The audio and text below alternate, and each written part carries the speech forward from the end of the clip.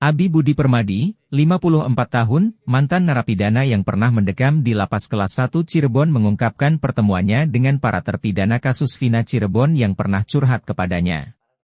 Abi, yang menjalani hukuman selama 5 tahun, 2014 hingga 2019, bertemu dengan para terpidana kasus tersebut saat bertugas sebagai tamping masjid di dalam lapas. Dari lapangan, nama saya Abi Budi Permadi.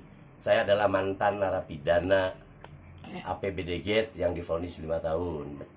Menjalani hukuman 5 tahun dari tahun 2014 sampai 2019. Notabene di dalamnya saya ketemu dengan para terdakwa kasus Vina yang mereka itu masuk pada tahun 2016. Dan kapasitas saya di dalam penjara itu sebagai tamping masjid. Dan tentunya kalau ada para napi yang baru pasti ketemu dengan saya sebagai untuk memotivasi hidup. Anda mesti survival di dalam penjara atau apa-apa. Dan di situ dan memberikan pengarahan-pengarahan bahwa Anda hidup di dalam napi itu mesti baik dan benar. Jangan sampai muncul masalah baru. Selalu mengatakan seperti itu pada napi-napi baru tadi. Dan yang kedua, yang sangat menggelitik saya adalah ada napi yang kasus Vina tadi, pembunuhan itu. Dia curhat ke saya secara pribadi, ngobrol kalau saya itu bukan pembunuhnya. Siapa? Atau ya mereka kalau ngobrol kayak gini, dia bukan pelakunya. 7 orang ini. Yang ke-7 orang itu. Nah, saya bilang, "Loh, kok kenapa Anda bukan pelakunya ada di sini? Ini kan sudah terlambat. Sudah ada di dalam bicara bukan pelakunya. Kenapa tidak waktu proses pem-BAP-an sampai proses persidangan Anda tidak mengatakan seperti itu?" Dia katakan, "Di waktu proses pem-BAP-an saya itu digulung habis." Digulung dalam artinya, digulung ini adalah mendapat perlakuan kekerasan oleh para petugas di Polresta maupun di Polda untuk mengakui apa yang dia tidak lakukan. Ini kan lucu. Kenapa Anda tidak ngomong? Saya takut, saya udah nggak tahan nih fisik saya.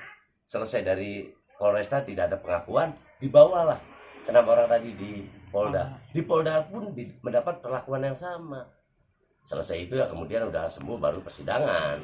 Nah yang lucunya lagi saya ngomong, kenapa pengacara tidak membela Anda? Secara implisit bagian daripada tugas pengacara dong. Ya, pengacara itu tidak ada pembelaan. Dia membaca normatif sesuai dengan BAP. Ya maka tidak terjadi kerusuhan, landai-landai saja persidangan. Ya, yang kasihan adalah mereka-mereka yang memang terdakwa sampai kena tuntutan seumur hidup. Katanya 81-nya itu memang karena di bawah umur maka kena 8 tahun. Maka apa-apa yang dikeluarkan, yang diucapkan oleh Saka itu memang benar. Saya pun dapat laporan seperti itu dari yang 7 orang tadi. Maka saya punya pemikiran bahwasanya proses dari awalnya pun sudah terjadi manipulasi. Tidak ada satu kebenaran. Ya, maka muncul jadi terkesan polisi ini asal tangkap. Sangat ironis. Kalau polisi asal tangkap saya mendengar di mana-mana seringkali dilakukan. Tapi hanya sebatas salah tangkap, begitu sampai Polresta selesai. Nyampe Polres selesai kan. Kembali lagi ke yang tadi ya. Sudirman itu mengatakan saya tidak melakukan, tapi saya takut. Kenapa takut? Badan saya sakit, disetrum, dipukulin, diapain. Itu pengakuan dia ke saya. Ya sama petugas dulu? Tentunya. Sama petugas melakukan seperti itu. Itu suruh melakukan pengakuan atau gimana? Suruh mengakui apa yang tidak dia lakukan. Maka karena dia secara fisik memang lihat fisiknya juga sangat lemah, orangnya sakit-sakitan, dan yang kedua kurus, dia udah nggak tahan, maka dia akuin. Dan semua para pengakuan itu mengatakan hal yang sama. Para terpidana itu ketemu tadi. Lagi di lapas tahun berapa? Saya ketemu sama beliau dari tahun 2016 ya sampai 2019 dong. Persisnya tanggal berapa kalau dia? Persisnya saya nggak tahu, tapi tahunnya. Di masa 2 tahun ke belakang sebelum saya bebas itu saya ngobrol, dan keluhannya itu tidak pernah melenceng. Selalu keluhannya tuh kayak begitu, ya sudah saya bilang udahlah jalani aja lah, ini adalah nasib. Tapi nampaknya dia sendiri butuh kekuatan supaya dia akan mengungkapkan satu kebenaran.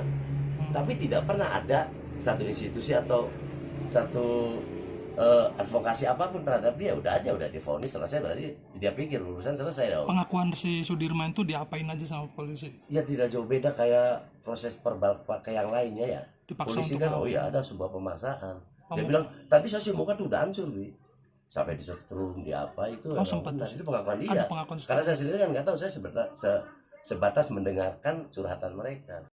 Pengakuan ini menambah panjang daftar kontroversi yang menyelimuti kasus Vina Cirebon, serta menyoroti perlunya reformasi dalam sistem penegakan hukum dan perlindungan hak-hak narapidana di Indonesia. Seperti diketahui, cerita yang disampaikan Abi sinkron dengan pernyataan Saka Tatal, mantan terpidana kasus Vina Cirebon yang telah bebas beberapa waktu lalu. di mana Saka mengaku sempat mengalami kekerasan fisik untuk mengakui perbuatan yang tidak dilakukannya. Foto para terpidana dalam keadaan babak belur juga sempat beredar di media sosial, di mana memperkuat bahwasannya para terpidana mendapatkan perlakuan tak mengenakan selama berada di tahanan.